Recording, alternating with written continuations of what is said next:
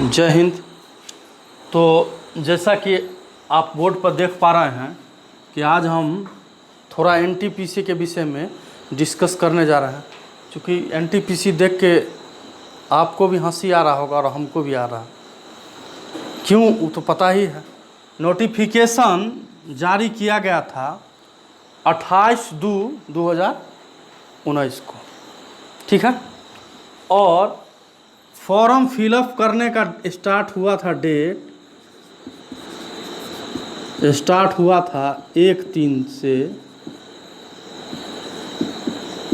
और and date था 31/3 तक, ठीक है।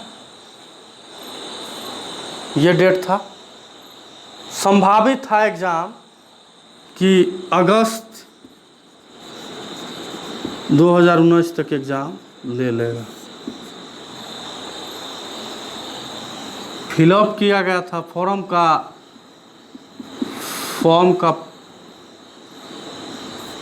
500 रुपया लिया गया था जनरल कैटेगरी से, और जो रिज़र्व है उससे 250 रुपया, ठीक है। और इसमें बोला गया था 400 रुपया रिफंड कर दिया जाएगा। कब? जब सीबीटी का फर्स्ट एग्ज़ाम हो जाएगा तब। और रिज़र्व जो कैटेगरी था उसका 250 रिटर्न हो जाता सीबीटी फर्स्ट स्टेज के बाद, ठीक है। तो इतना दिन से स्टूडेंट सब जो रेलवे का स्टूडेंट था, और सबसे ज़्यादा रेलवे का स्टूडेंट, अब तो दिल्ली मुखर्जी नगर में भी स्टूडेंट रहने लगा है। और जो एसएससी नहीं निकाल पा रहा है या एसएससी नहीं क्रैक कर पा रहा, वो भी स्टूडेंट इसमें फिलअप करने लगा। लेकिन आप आशा करिए कि ज़्यादातर जो स्टूडेंट है जो हिंदी मीडियम है, अभी का बात छोड़ दीजिए, हिंदी मीडियम जो स्टूडेंट है, जैसे कि सबसे ज़्यादा स्थान रखिए बिहार का, यूपी का, झारखंड का, ये सब स्टूडेंट ज़्यादातर इसमें फॉर्म फिलअप किया करते थे। सबसे ज़्यादा तो बिहार बोल सकते हैं पहले के एग्ज़ाम के अनुसार। तो सबका आशा हो गया कि एग्ज़ाम लिया जाएगा, सब फॉर्म फिलअप किए। यहाँ तक एसएससी वाले भी भरा होगा, बैंकिंग वाला भी स्टूडेंट भरा होगा। क्यों? क्योंकि सिलेबस थोड़ा परिवर्तन था। तो अभी बीच में आपने देखा होगा कि कैसे एक ट्रेंड किया, speak up for SSC railway students trend किया। तो स्टूडेंट सब परेशान था, टीचर सब कोशिश किए कि एग्ज़ाम नहीं ले रहा है, रिजल्ट एसएससी का नहीं दे रहा है। तो सरकार क्या किया कि एनटीपीसी का डेट, एसएससी का रिजल्ट डेट क्लियर कर दिया, और एनटीपीसी का इन्होंने बोला है कि 15 दिसंबर से संभावित है 2020 से स्टार्ट हो जाएगा। नहीं, एग्ज़ाम लेना स्टार्ट कर देंगे। ये भी हो सकता है कि 15 डेट को एग्ज़ाम डेट ही बताए कि इस 15 दिसंबर को हम बताएंगे कि एग्ज़ाम लेना कब है। नहीं, तो ये सब सरकार का मेनिया है। तो स्टूडेंट का आप देख लें कि यहाँ से तो 1 साल ये गुजर जाएगा। कुछ भी हो, कुछ भी गवर्नमेंट आप कितना भी अप टू डेट कर दे, तो याद कर लीजिएगा 2.5 करोड़ स्टूडेंट अपियर होने वाला है एनटीपीसी और ग्रुप डी लगा के, ठीक है। तो कुछ भी हो तो ये स्टूडेंट तो आशा कर सकते हैं कि अगर अप टू डेट भी एग्ज़ाम ले, तब भी कि कम से कम जुलाई या अगस्त, अगर अप टू डेट 2021 चला जाएगा, ठीक है। इतना तो कम से कम आशा कर सकते हैं कि चला ही जाएगा, उससे कम नहीं होने वाला है। तो अब देख लें कि नोटिफिकेशन यहाँ आपका दिया जाता है, और आशा करते हैं कि अगर ये 15 दिसंबर से एग्ज़ाम स्टार्ट करता है तो जून जुलाई तक 2-3 एग्ज़ाम लेके ये क्लियर कर सकता है। लेकिन फिर भी अगर जुलाई अगस्त तक जॉब देगा, इसका कोई गारंटी नहीं है, खास के रेलवे के एग्ज़ाम में। ये चीज़ आप समझ लें। जो एनटीपीसी का एग्ज़ाम दे रहे हैं या देने वाले हैं वो समझ ले कि इतना तक भी अगर आपको जॉब हो गया तो आप आशा ही कर सकते हैं, कन्फर्म नहीं है कि आपको होगा ही।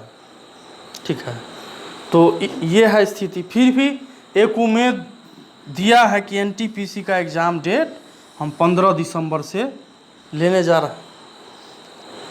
तो वैसे तो सबके दिमाग में आप एडमिट कार्ड किसका कहाँ है, फॉर्म फिलअप करके कोई डॉक्यूमेंट कहाँ रखा हो तो किसी को नहीं पता होगा। ठीक है, अगर लैपटॉप वगैरह है आपके पास, हार्ड डिस्क है या जीमेल वगैरह यूज करते हैं उसमें अगर सेव किए होंगे तो सही है, नहीं तो आपको तो फॉर्म खोजने में टाइम लगा कि मेरा फॉर्म कहाँ है। ठीक है, फिर भी खोज लीजिए फॉर्म, क्या कीजिएगा, आशा करते हैं। तो देखते हैं कि डिस्कस करके कि ये जो एग्ज़ाम है कहीं सही समय पर ले ले। ठीक है, तो इस नोटिफिकेशन के अनुसार आप देखेंगे कि बोला गया कि सीबीटी फर्स्ट लेंगे, उसके बाद सीबीटी सेकेंड लेंगे, उसके बाद एक और लिया था, क्या नाम है, टीएसटी। ठीक है, तो कंप्यूटर बेस्ड टेस्ट यानी ऑनलाइन। तो फर्स्ट चरण हो गया, आपको सेकेंड चरण में भी वही एग्ज़ाम और इसका क्या होता, टाइपिंग स्किल टेस्ट। तो आप बोल सकते हैं कि ये फर्स्ट स्टेज में आपको लिया जाएगा, सेकेंड स्टेज में, थ्री स्टेज में। ये था पहले का सिलेबस, क्या समझे। तो थोड़ा जग जाए, जो रेलवे वगैरह, रेलवे एनटीपीसी ग्रुप डी वगैरह का तैयारी करते हैं। तो ठीक है, तो इसको हम थोड़ा हटा रहे हैं।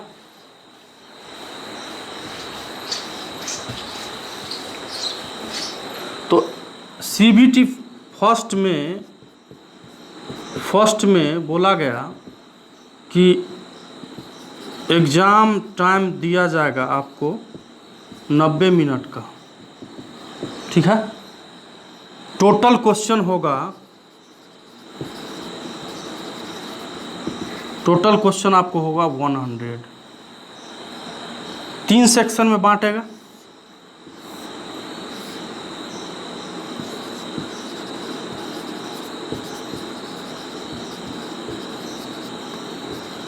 जनरल अवेयरनेस, उसके बाद मैथमेटिक्स, उसके बाद रीजनिंग। फर्स्ट स्टेज का बात करें सीबीटी फर्स्ट का, तो इसमें आपको 40 क्वेश्चन पूछा जाएगा। मैथमेटिक्स में आपको 30 क्वेश्चन और रीजनिंग में आपको 30 क्वेश्चन पूछा जाएगा। ठीक है, यानी कि सीबीटी प्रथम में कंप्यूटर बेस्ड टेस्ट, जो जिसको ऑनलाइन टेस्ट बोलते हैं, तो आपको जनरल अवेयरनेस 40 नंबर क्वेश्चन आएगा, मैथमेटिक्स का 30 आएगा और रीजनिंग का 30 नंबर क्वेश्चन, 30 प्रश्न पूछा जाएगा। और निगेटिव का भी व्यवस्था किया गया है। निगेटिव मार्किंग है 1/3, यानी 3 क्वेश्चन आप बनाएंगे तो 1 नंबर आपका चला जाएगा, निगेटिव हो जाएगा। तो 1/4 नहीं, 1/3 है निगेटिव। तो ये है आपका पीटी का। चलिए, उसी प्रकार यहाँ देख लें, सीबीटी सेकेंड जो एग्ज़ाम लेगा, ठीक है, उसमें यहाँ दिखा दे पा रहा है, जनरल अवेयरनेस का पूछा जाएगा 50 क्वेश्चन। उसी प्रकार मैथमेटिक्स से आपको पूछा जाएगा 35 क्वेश्चन। उसी प्रकार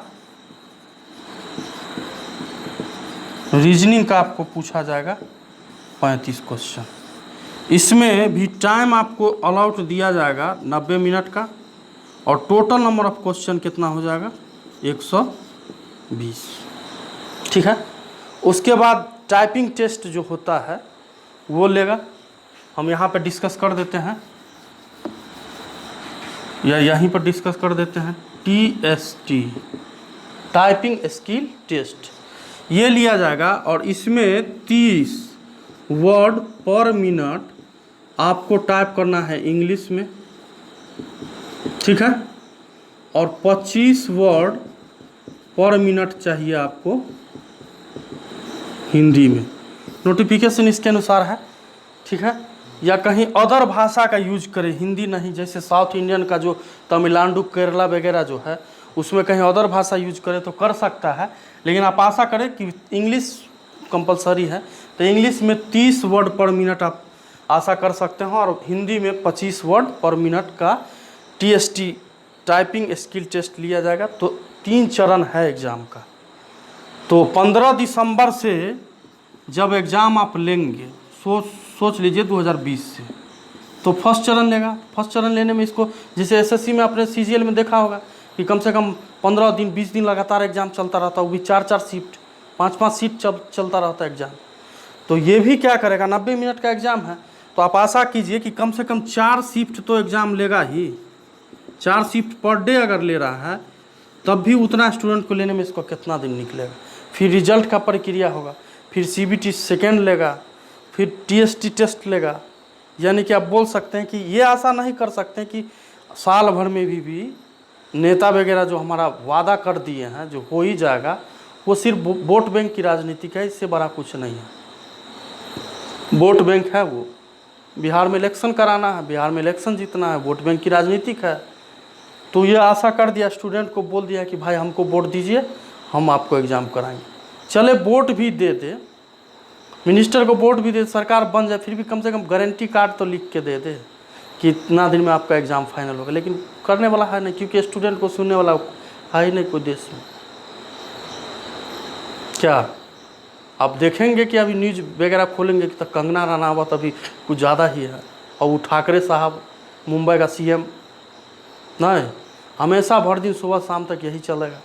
GDP कहीं भी चला जाए मतलब नहीं है, स्टूडेंट कहीं भी चला जाए कोई फ़र्क नहीं पड़ता।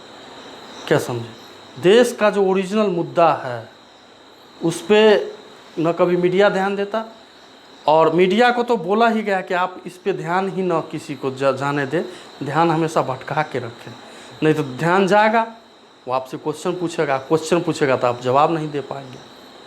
नहीं, और सबसे बड़ा स्टूडेंट है कि देश में अगर कॉलेज रैंकिंग में भी आप रखें तो JNU टाप का जो इंस्टीट्यूट है वो आपको टॉप रैंकिंग पे नज़र आता। आपके जो आप वो करवाते हैं स्टैटिकल, क्या बोलते हैं, सर्वे जो करवाते हैं यूनिवर्सिटी का, उसमें आप देखेंगे कि JNU टाइप का यूनिवर्सिटी जो है वो टॉप रैंक पर है। तो स्टूडेंट पढ़ेगा तो क्वेश्चन आपसे पूछेगा, और क्वेश्चन पूछेगा तो आप जवाब नहीं दे पाएंगे, और जवाब नहीं दे पाएंगे तो मीडिया को क्या सिखाएंगे। मुद्दा से ओरिजिनल जो देश का मुद्दा होना चाहिए उससे आप हमेशा देश के लोग को दिग्भ्रमित करके रखें, जो क्वेश्चन कोई ना पूछे, और जो पूछे उस पर FIR ठोको, जेल में डालो। तो ये सब हमारे नेता का प्रमुख लक्षण है हमारे देश में।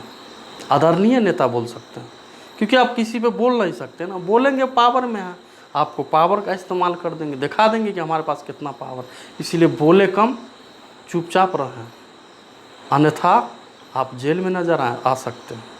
ठीक है, तो आशा कर सकते हैं आप NTPC का एग्ज़ाम अगर देना चाहते हैं तो दे भी सकते हैं, नहीं देना चाहते हैं, शादी विवाह करना है तो कर सकते हैं, क्योंकि अब कितना दिन इंतज़ार कर पाएंगे, समझ रहे हैं ना। तो ठीक है, तो ये रहा। तो CBT प्रथम का हमने डिस्कस कर लिया, CBT सेकेंड का डिस्कस कर लिया, और TST टेस्ट का डिस्कस कर लिया। उसके बाद मेडिकल वगैरह, साइको टेस्ट वगैरह ये सब होता है, वो सब का प्रक्रिया लिया जाएगा। तो साल भर भी आप आशा कर ले तो बहुत बड़ा है। ठीक है, अब किसी भी कास्ट से हैं, बिरादर से, मायने नहीं रखता, उम्र सबका ख़त्म होता है, चाहे आप जनरल हो, चाहे OBC हो, चाहे SC हो, चाहे ST हो, कास्ट सबका उम्र ख़त्म होता है। ठीक है, लेकिन ध्यान देने वाला कोई है नहीं, क्या कर सकते हैं।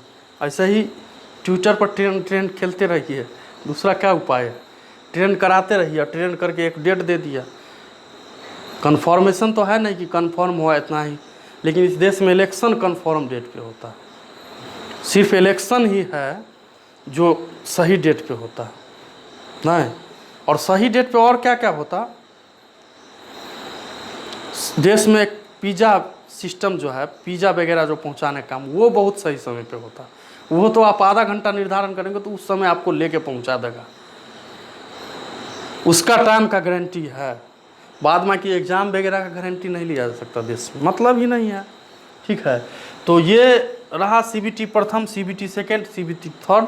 अब हम इसके बारे में थोड़ा डिस्कस कर लेते हैं कि जनरल अवेयरनेस में क्या क्या पूछेगा, मैथ में और रीजनिंग में क्या क्या पूछ सकता है। चूँकि SSC CGL का जो सिलेबस है, ये सोच मान लीजिए SSC CGL का जो सिलेबस है मैथ का या रीजनिंग का, यही पूछेगा 2 सेक्शन। और इसमें जनरल अवेयरनेस में क्या कर दिया है, जो हिस्ट्री है, पॉलिटी है, ज्योग्राफी हो, इकोनॉमिक्स हो, ये सब तो आप साइंस का पेपर हो, ये सब तो क्वेश्चन आएगा। इसमें क्या कर दिया, करेंट इवेंट को जोड़ दिया, करेंट इवेंट को जोड़ दिया। करेंट में आपको स्पोर्ट्स से क्वेश्चन पूछ लेगा, थोड़ा आर्मी वगैरह का एक्सरसाइज जो होता है उससे क्वेश्चन पूछ लेगा, फोक डांस जो होता अपना लोक नृत्य वगैरह, इससे क्वेश्चन पूछ लेगा, और रिवर वगैरह जो है इससे पूछ लेगा, करेंट जो बैंकिंग न्यूज वगैरह है इससे क्वेश्चन पूछ लेगा, यानी करेंट क्वेश्चन इसमें पूछेगा, ठीक है। तो यहाँ हम थोड़ा लिख देते हैं, यहाँ पे यहाँ दिखाई दे पा रहा है, यानी हिस्ट्री से आप क्वेश्चन आपको पूछेगा, ज्योग्राफी से क्वेश्चन पूछेगा, ज्योग्राफी इंडिया प्लस वर्ल्ड, ठीक है। इकोनॉमिक्स से आपको क्वेश्चन पूछ देगा, पॉलिटी से पूछेगा, पॉलिटी एंड गवर्नेंस। उसके बाद आप साइंस का पेपर ले लीजिए, इससे क्वेश्चन पूछेगा, ठीक है, साइंस से क्वेश्चन पूछेगा। उसके बाद आप करेंट अफेयर में आ जाए,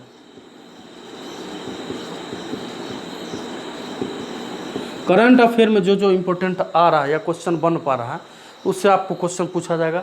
जैसे कि साइंस में साइंस एंड टेक्नोलॉजी जो है या न्यूक्लियर वगैरह सब का जो यूज करा, स्पेस का, इसरो से संबंधित, DRDO से संबंधित, ये सब प्रश्न आपको देखने को मिलेगा, ठीक है। राज्य के अंतर्गत वो सब क्या बोलते हैं हम, पार्क वगैरह जो है, एयरपोर्ट जो है, इस सब से क्वेश्चन पूछेगा, पूछता हुआ नज़र आएगा। तो यहाँ देख ले। और अब हम डिस्कस कर देते हैं थोड़ा मैथ का, थोड़ा रीजनिंग का सिलेबस, और रीजनिंग का पूरा सिलेबस डिस्कस करते, उसके बाद हम धीरे धीरे करके कोशिश करेंगे कि 1 बाय 1 चैप्टर आपको ख़त्म करें और इसमें से अपने स्तर से पढ़ाने का कोशिश करें, ठीक है। तो आशा करते हैं कि आप लोगों को समझ में आ गया होगा। अब इससे जो ज़्यादा डीप में है कि कौन पोस्ट के लिए कौन कौन एग्ज़ाम होगा, वो अलग वीडियो में डिस्कस कर लेंगे। तो इस वीडियो में हम थोड़ा रीजनिंग, थोड़ा मैथमेटिक्स, और हमने तो जनरल अवेयरनेस का डिस्कस कर ही लिया है कि हिस्ट्री, ज्योग्राफी, इंडियन वर्ल्ड का, इकोनॉमिक्स, पॉलिटी, साइंस, क्या समझे, करंट अफेयर्स, ये सब आपको क्वेश्चन देखने को यहाँ से मिलेगा। यानी 40 नंबर यहाँ, 40 नंबर यहाँ और 50 नंबर का यहाँ, 50 क्वेश्चन यहाँ, 40 क्वेश्चन यहाँ। फिर भी अगर स्टूडेंट SSC वगैरह जो तैयारी किया हुआ है वो मैथ और रीजनिंग लेके चले और थोड़ा सेक्शन यहाँ से आप पिक कर पा रहे हैं तो अच्छा स्कोर आप बना पाएंगे। और यहाँ से भी सेम ही है, 35 और 35 है। तो यहाँ से अगर अच्छा स्कोप कर पा रहे हैं मैथ और रीजनिंग से, तो जनरल अवेयरनेस पढ़ने का ज़्यादा जरूर नहीं, 10-20 भी नंबर आप, 20-25 भी नंबर आप गेन कर पा रहे हैं तो बहुत है, काफ़ी है, अच्छा नंबर आ जाएगा, रिजल्ट हो जाएगा, ठीक है। तो ठीक है, हम रीजनिंग का आप थोड़ा डिस्कस करने जा रहे हैं। तो हमने CBT फर्स्ट, CBT सेकेंड और TST के बारे में जाना, और बीच में ये आ गया एक, इसी बार नोटिफिकेशन आया, आप देखे होंगे, कॉमन एलिजिबिलिटी टेस्ट लेगा। ये एग्ज़ाम का नाम होगा, जो एग्ज़ाम होगा उस एग्ज़ाम का नाम होगा, और इसको NRA, नेशनल रिक्रूटमेंट एजेंसी, इसका कंडक्ट करता होगा, यानी कि ये एग्ज़ाम मैनेज करेगा कि एग्ज़ाम कहाँ लेना है, किस स्टूडेंट को कहाँ सेंटर देना है। एडमिट कार्ड जारी से जितना भी संबंधित वर्क है वो आपको ये देखेगा NRA, और CET जो है वो एग्ज़ाम का नाम होगा। तो इस पर भी थोड़ा हम विचार कर लेते हैं, चूँकि ये बोला गया है कि ग्रुप बी और C, ये 2 पोस्ट जो है इसको आप चाहे बैंकिंग हो, चाहे SSC हो, चाहे रेलवे हो, इस सब को मिला के एक एग्ज़ाम कंडक्ट कराया जाएगा PT लेवल, और ये साल में 2 बार कंडक्ट कराया जाएगा। यानी सपोज कर लीजिए अगर जनवरी में एक बार कंडक्ट कराता है तो जुलाई में या अगस्त में अगला बार कंडक्ट कराएगा, यानी कि साल में 2 टाइम्स पर ईयर। ठीक है, लेकिन आशा करते हैं कि ये NTPC का जो नोटिफिकेशन पहले दिया था वो पहले की पैटर्न पे एग्ज़ाम ले। अगर ऐसा होता है, ये CET एग्ज़ाम लेता है, ठीक है, और ये अगर बनाता है तो देखिए बैंकिंग में सबसे पहले थोड़ा जान लीजिए कि बैंकिंग जो है, बैंकिंग में जब आप PO का एग्ज़ाम देंगे, ठीक है, PO का जब एग्ज़ाम निकलता है, चाहे RRB हो, चाहे IBPS जो लेता है नेशनलाइज्ड बैंक के लिए,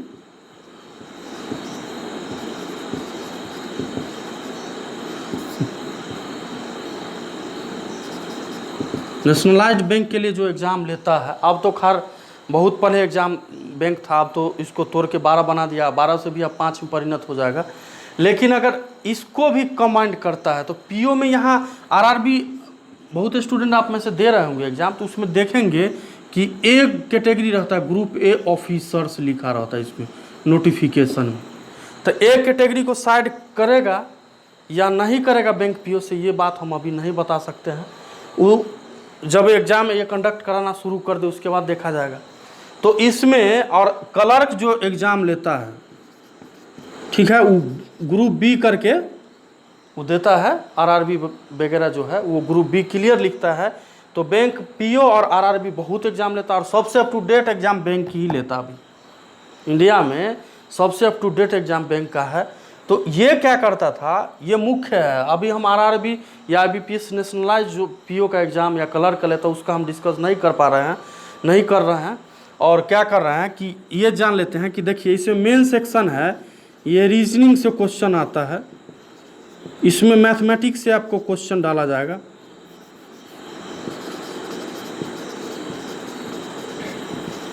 और अब तो स्पेशल कर दिया है DI से, ठीक है, आपको इसमें कंप्यूटर पूछा जाता है।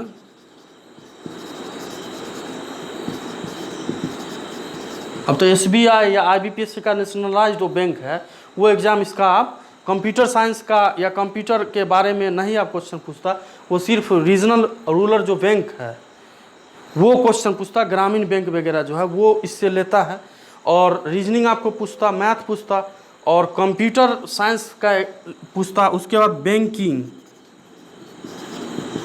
बैंकिंग या जनरल अवेयरनेस ये क्वेश्चन आपको आता। उसके बाद आपको इंग्लिश पूछता, जैसा कि आप देख पा रहे होंगे कि इंग्लिश इसका SBI IBPS नेशनलाइज हो या ग्रामीण बैंक हो, इसका इंग्लिश तो अव्वल किस्म बहुत टॉप लेवल का रहता है। आप देखेंगे कि कटअप 4 नंबर 5 नंबर मेंस में जा पड़ा, 10 नंबर। आज तक ये आशा कर सकते हैं कि 15 से कभी आगे गया ही नहीं कटअप। तो ये इंग्लिश का लेता है, और ग्रामीण बैंक में हिंदी का भी ऑप्शन है, ठीक है। तो ये 5 सेक्शन पर ये क्वेश्चन करता, ठीक है। और PT में आप देखेंगे कि रीजनिंग, मैथ और इंग्लिश का से क्वेश्चन डालता। मेंस में आप जाएंगे तो ये सब आपको देखने को मिलेगा। ये बैंकिंग का सिलेबस है। अब SSC में जब आप जाएंगे तो वही आपको बोल रहे हैं कि जनरल अवेयरनेस CV बोलता,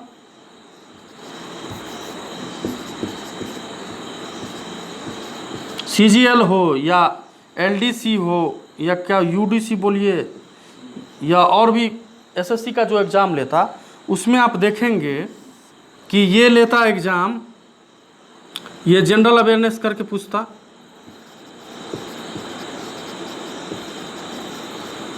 ठीक है, जनरल अवेयरनेस पूछता, इसमें करेंट अफेयर से क्वेश्चन नहीं पूछता है, नहीं के बराबर पूछता है, 1 या 2 क्वेश्चन पूछते, वो रेयर केस है, लेकिन अभी तक नहीं पूछा है, तो ये लेता। और इसका आप देखेंगे कि इसमें मैथ पूछता, उसके बाद रीजनिंग पूछता, और उसके बाद इंग्लिश पूछता। ठीक है, और रेलवे का डिस्कस तो हम पीछे किए ही है। अगर ये एग्ज़ाम लेता है, सीईटी एग्ज़ाम कंडक्ट कराता है, एनआर एग्ज़ाम कंडक्ट कराता, अगर ये सब को कॉमन करें तो एक निष्कर्ष आपको निकलेगा। अब निष्कर्ष आपका ये होगा, एक कंक्लूजन आप निकाल पाएंगे, रेलवे हो, एसएससी हो, बैंकिंग हो, ये तीनों कंबाइंड करके आप एक एनालिसिस करेंगे तो आशा करते हैं कि इसमें आपको कंपलसरी पेपर हो जाएगा। मैथ तो आपको पूछेगा ही, फिक्स है, रीजनिंग आपको जरूर पूछेगा, रीजनिंग आपको पूछेगा। उसके बाद आप ये जो सिलेबस है, जो हिस्ट्री वगैरह है, history, geography, polity, economics, science, ये सब पूछेगा। इसका नाम वो दे देगा जनरल अवेयरनेस।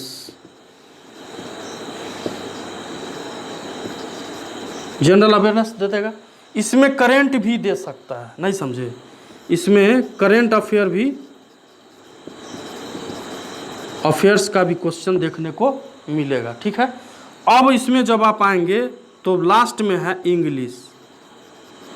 तो आप आशा करके चलें कि आने वाला एग्ज़ाम जो होगा वो 4 सेक्शन पे ही लेगा। ठीक है, ये अगर सीईटी एग्ज़ाम लेता है तो 4 सेक्शन पे वो विचार करेगा और 4 सेक्शन में एग्ज़ाम लेगा, चाहे वो इसका पैटर्न फॉलो कर ले चाहे इसका। लेकिन जब ये रीजनिंग का बात करेगा, आप देखेंगे बैंक मैथ का, जो मैथ का अर्थमेटिक मैथमेटिक्स का जो पोर्शन है, जो डिस्कस किया गया या जहाँ से क्वेश्चन पूछता, percentage, profit loss, time and work, ये सब टाइप का जो क्वेश्चन पूछता है, ये जो है बैंकिंग में जो मैथ पूछ रहा है ना, इसको उसी को अब डीआई फॉर्म में पूछने लगा, मेंस के एग्जाम में डीआई फॉर्म में पूछने लगा। तो इसका आप बोल सकते हैं थोड़ा टफ है। लेकिन एसएससी जो भी एसएससी पीटी लेता है और उसके बाद मेंस जब ये एग्जाम कंडक्ट कराता तो 100 नंबर पेपर सिर्फ मैथ का ही कंडक्ट कराता, 100 नंबर मैथ और 100 नंबर इंग्लिश। तो ये भी मैथ इसका टॉप है। अब ये सब सिलेबस को जब मिलाएंगे तो कुछ तो निष्कर्ष निकालेगा, तो कुछ तो निष्कर्ष निकलेगा। तो कंक्लूजन क्या रहा हमारे अनुसार कि मैथ आपको कंपलसरी होगा पढ़ना, रीजनिंग जरूर पूछेगा, जनरल अवेयरनेस और करंट अफेयर जरूर पूछेगा, और इंग्लिश आपको कंपलसरी है, पूछेगा ही। चूँकि रेलवे में भी अगर आप जॉब, कहीं कोई स्टूडेंट ऐसा है जो हिंदी मीडियम स्टूडेंट है या हिंदी प्रदेश का स्टूडेंट है, वो केरल में अगर जाना चाहता है या तमिलनाडु में जाना चाहता है, तो उसके लिए इंग्लिश जानना कंपलसरी होगा। तो खास के प्रॉब्लम क्रिएट करना स्टूडेंट को तब शुरू हो जाएगा जो स्टूडेंट आज तक रेलवे का स्पेशल तैयारी करते थे। जैसे 100 नंबर का पेपर हुआ करता था, उसमें साइंस वगैरह लगा के हिस्ट्री ये सब क्वेश्चन पूछा जाता था। तो अब उसको थोड़ा प्रॉब्लम का सामना करना पड़ेगा, क्योंकि इंग्लिश अगर दिया तो आपको इंग्लिश पढ़ना कंपलसरी है। तो आप स्टूडेंट हैं तो ये तो आशा करके कोई भी स्टूडेंट चले कि आपको 2 भाषा का तो नॉलेज होना ही चाहिए। अगर आप हिंदी मीडियम है तो हिंदी और इंग्लिश दोनों आपको आना चाहिए। और बैंकिंग तो अंग्रेजी के लिए ही फेमस है। अब तो बैंकिंग में आप एसबीआई में देखेंगे तो मैथ का डीआई सेक्शन जो है, इसका काफ़ी टफ क्वेश्चन आप डालता। और रीजनिंग तो बैंक के लिए कैट लेवल का इक्वल कर दिया, अब कैट से भी ऊंचा बोल सकते हैं। एसबीआई पीओ का आप रीजनिंग देखेंगे तो आप कैट लेवल से भी ऊंचा जाके पूछ रहा है। इंग्लिश का वही सेक्शन है, कंप्यूटर साइंस आरआरबी ले रहा है। और बैंकिंग जो है, बैंकिंग अवेयरनेस या जनरल अवेयरनेस, तो बैंकिंग आरबीआई से समथिंग रिलेटेड न्यूज जो है इकोनॉमिक्स से, वो क्वेश्चन देता और इंग्लिश या हिंदी से पूछता है। और एक और सेक्शन आपका छूट रहा है, वो दे भी सकता है। आप याद रखेंगे कि कंप्यूटर साइंस,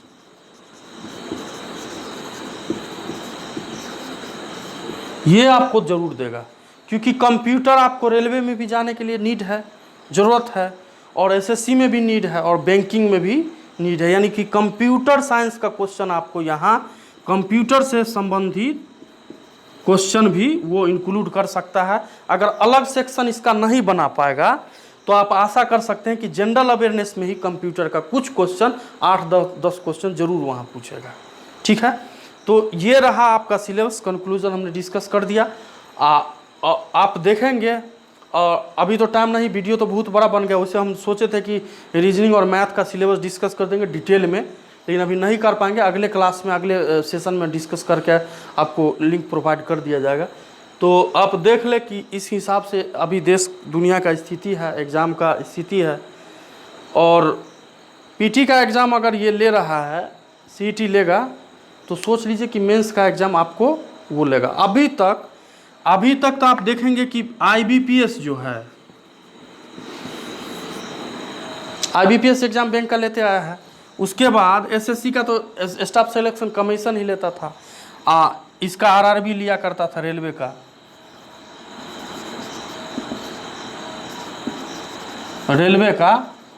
आरआरबी लिया करता था। ठीक है, तो अब कॉमन करके एनआरए इसका एग्ज़ाम लेगा, तो यही सब आप सिलेबस होगा। तो अब सब का सिलेबस, चाहे एसएससी का आप स्टूडेंट है, चाहे बैंकिंग का है, चाहे आप रेलवे का स्टूडेंट है, एक सिलेबस एक जगह पे आपको देखने को मिलेगा। तो हम धीरे धीरे बारी बारी से अलग अलग पहले सेक्टर वाइज डिवाइड कर लेंगे कि बैंक में क्या सिलेबस रहा है रीजनिंग वगैरह का, या कॉमन जो सिलेबस है रीजनिंग का जो एसएससी में पूछता आ रहा है और जो रेलवे में पूछेगा, ये दोनों का कॉमन होगा। और थोड़ा अगर टफ क्वेश्चन बनाए मेंस में तो थोड़ा बैंक से उठा के डालेगा, क्या यही होगा सिलेबस। तो ये आप आशा करके चले। तो इसका नेक्स्ट क्लास में हम आप बारी बारी से डिस्कस कर लेंगे ये सब टॉपिक का। ठीक है, तो आशा करते हैं कि आपको समझ में आ रहा है, और समझ में आ रहा तो आप चैनल से ज़रूर जुड़े और दूसरे को, स्टूडेंट को भी जोड़े। ठीक है, तो आज के लिए इतना ही। जय हिंद, जय भारत।